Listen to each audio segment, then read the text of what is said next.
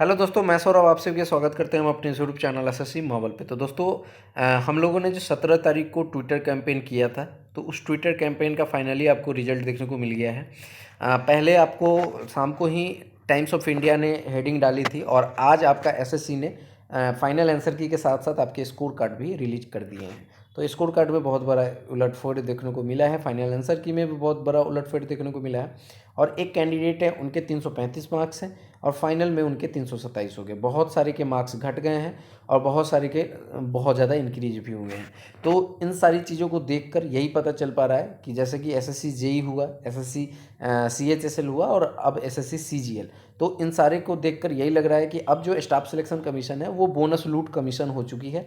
अब आपको ज़्यादा प्रिपेयर पे फोकस नहीं करना है, अब आपको यही प्रे करना है भगवान से कि भगवान इस बार जो पेपर होगा हमारा, जो भी 2025 में होने वाले हैं, उसमें एसएससी 10 क्वेश्चन ऐसे मिसप्रिंट कर दे और मैं उसको अटैम्प्ट भी ना करूं या गलत भी करके आऊं तो नो इशू, मुझे बोनस तो मिल ही जाएगा। तो अब भी प्रिपरेशन से ज़्यादा इसी पे आपको डिपेंड रहना पड़ेगा और आपके लक के भरोसे भी आपको यहाँ पर रहना पड़ेगा, क्योंकि ये बहुत ही गलत है। और मैं इसको देखो, इसको मैं एक तरह से स्कैम ही बोलूँगा, क्योंकि इतने इतने डिजास्टर चेंज आप कैसे कर सकते हो। आप क्वेश्चन जब सेट करते हो तो क्वेश्चन सेट कौन करता है? हम लोग, अगर आपको याद हो कि अगर हम स्टूडेंट हैं और जैसे ही हम पेपर में कोई गलती करते हैं तो हमारे मार्क्स काट लिए जाते हैं। बट इनका क्या है कि इनके मार्क्स कटेंगे नहीं, जिसके नहीं हुए हैं उन सबको दे दिए जाएंगे और आप जब पहले सेलेक्ट हो रहे थे आप बाहर हो जाओगे। ठीक है, तो इनके लिए कोई भी रूल नहीं है कि इनके ऊपर सख्ती की जाए कि क्वेश्चन अच्छे से बनाइए। इतना मिसप्रिंट, मतलब कॉमा और छूट गया ना, यहाँ पे कॉमा छूट गया उसके बोनस। ये बताओ, ये तो हद हो गई ना कि बोनस का भी एक ये है। ठीक है, और बच्चे लोग को भी मैं यही कहूँगा कि भाई आप लोग भी रिप्रेजेंटेशन कितने लगाते हो, इतना रिप्रेजेंटेशन लगाते हो। अब रिप्रेजेंटेशन लगाए हो तो भुगतो। रिप्रेजेंटेशन लगाया, आप ही का रिप्रेजेंटेशन आप ही को उल्टा पड़ गया। ठीक है, तो ये सारी चीज़ें आप लोग थोड़ा सा समझ कर किया करो। तो वीडियो में आगे बढ़ते हैं, और चैनल पे पहली बार हो गए तो चैनल को जरूर सब्सक्राइब कर लेना। टेलीग्राम से नहीं जुड़े तो लिंक आपको डिस्क्रिप्शन में जुड़ जाना। वीडियो अच्छी लगे तो लाइक और शेयर करना ना भूलना।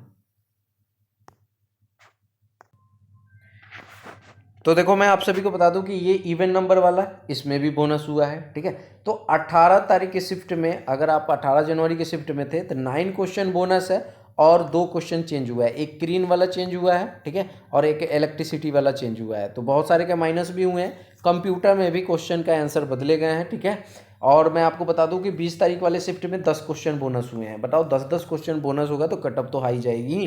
ठीक है, तो ये एसएससी को समझना चाहिए कि भाई कटअप आसमान छूता हुआ, कल हो कि कोई नया स्टूडेंट आएगा, वो ये तो नहीं जानेगा ना कि बोनस हुआ है कि क्या हुआ है। वो तो कटअप देखेगा, कटअप देख के वो ऐसे ही बाहर हो जाएगा, वो प्रिपरेशन ही नहीं करेगा। तो थोड़ा इस पर ध्यान देने की ज़रूरत है। पेपर क्वेश्चन तो अच्छे से सेट करो।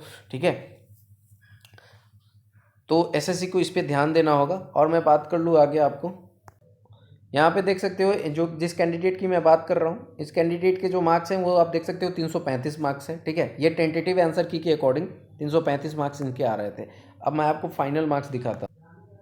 तो यहाँ पे आप देख सकते हो इनके जो है नॉर्मलाइजेशन करके इनके मार्क्स जो हैं वो डिक्रीज कर दिए गए हैं। ठीक है, अब यहाँ पे आप देख सकते हो कि इनके मार्क्स जो हैं ये आपके रहा, ये नॉर्मलाइज यहाँ पर इतना हो गया, यानी कि इनके आप देख सकते हो 156 से 147 मार्क्स हो गया, नॉर्मलाइजेशन में घट गया सेक्शन 1 में।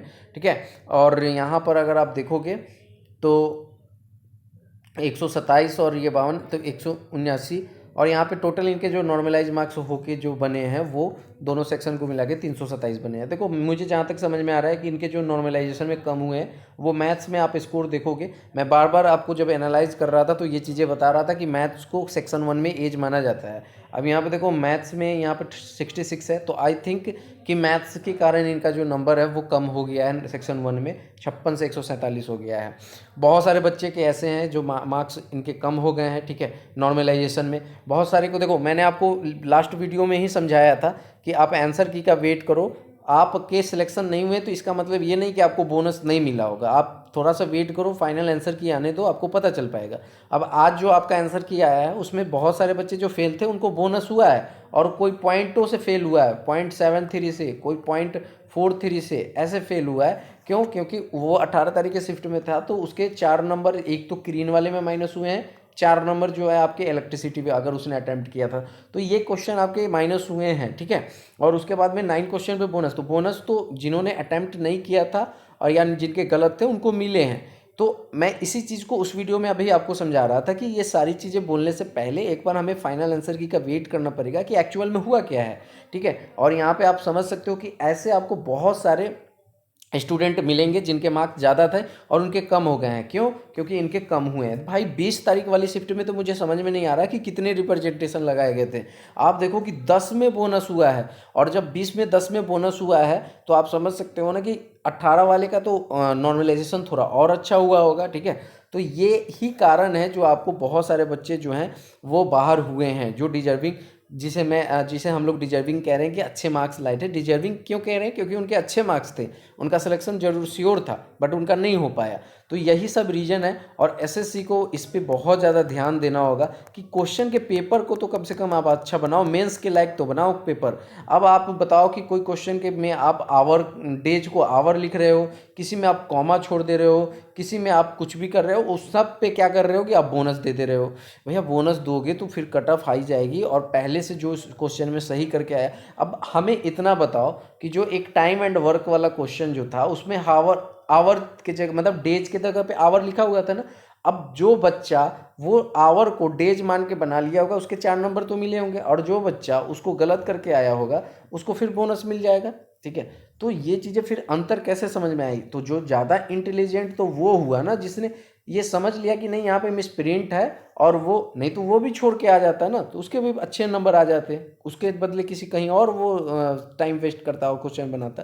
तो इन सारी चीज़ों को एसएससी जो है समझेगी। और एक तरह का ये मैं आपको बोल रहा हूँ ना कि ये स्कैम ही है, बोनस लूट स्कैम, ठीक है। इसमें आपको प्रिपरेशन से ज़्यादा बोनस पे आपको ध्यान देना होगा कि हम क्या क्या क्वेश्चन, मतलब आपको प्रे करना पड़ेगा कि कौन से क्वेश्चन में कॉमा छूट जाए, कौन से क्वेश्चन में मिस प्रिंट हो जाए, कौन से क्वेश्चन में कुछ गलत हो जाए, तो जिसके कारण आप रिप्रेजेंटेशन लगाओ और आपको बोनस मिले। भैया मैं आप सभी स्टूडेंट को भी ये कहना चाहूँगा कि हद से ज़्यादा रिप्रेजेंटेशन भी मत लगाओ। और लास्ट में मैं एसएससी से फिर से रिक्वेस्ट करूँगा कि आप टेंटेटिव आंसर की ही रिलीज करना बंद कर दें, ठीक है। टेंटेटिव आंसर की रिलीज करना बंद कर देंगे, रिप्रेजेंटेशन नहीं जाएगा, जो टेंटेटिव आपके अकॉर्डिंग आता था वही आपकी फाइनल भी हो जाएगी। बट क्या होगा क्या नहीं पता नहीं, बट इन सारी चीज़ों से यही पता चलता है कि बहुत सारे बच्चे ऐसे हैं जो पॉइंटों से बाहर हुए हैं, और उनके लिए बहुत ही ज़्यादा दुख लग रहा है, क्योंकि वो डिजर्व करते थे इस बार, और उनका जो है सिलेक्शन हो सकता था। बट यही है कि 2 क्वेश्चन चेंज हो गए हैं और बहुत सारे पे बोनस हो गए हैं, तो पूरा उलट-फेर हो चुका है।